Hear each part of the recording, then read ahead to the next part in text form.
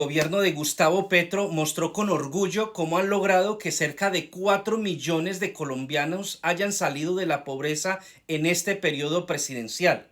Y las cifras oficiales del DANE no mienten, están ahí en internet si quieres buscarlas y quieres entender un poco lo que ha pasado. Cuando Petro llegó a la presidencia en el 2022, la pobreza monetaria en Colombia era de 36,6%, lo que equivalía a aproximadamente 18,8 millones de personas. Hoy, según los datos más recientes del DANE, la pobreza monetaria cayó al 28%, que equivale a 14,8 millones de personas. Eso significa entonces que cerca de 4 millones de colombianos dejaron de vivir en condiciones de pobreza durante ese periodo.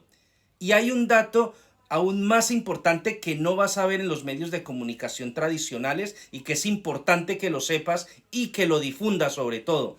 La pobreza extrema, es decir, las personas que no tienen ingresos suficientes ni siquiera para cubrir una alimentación básica, cayó del 13,8%, aproximadamente 7,1 millones de personas, al 9,6%, es decir, alrededor de 5,1 millones de personas.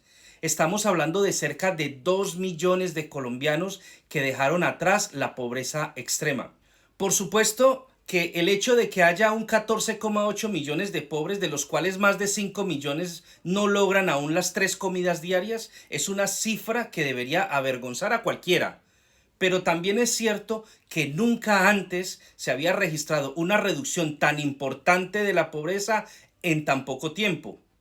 Mientras algunos hablan de recortar el Estado, de despedir a funcionarios, de acrecentar el problema y reducir programas sociales, los datos muestran que millones de colombianos mejoraron sus condiciones de vida precisamente en un periodo donde aumentó la inversión social, subió el salario mínimo y se fortalecieron las ayudas a los sectores más vulnerables del país. Señores, las cifras son públicas, son claras, son evidentes, las publicó el DANE, ve a buscarlas. Y los números no tienen ningún tipo de ideología. Cerca de 4 millones de colombianos dejaron de ser pobres entre 2022 y 2026 y ese es un hecho que no pienso discutir con nadie.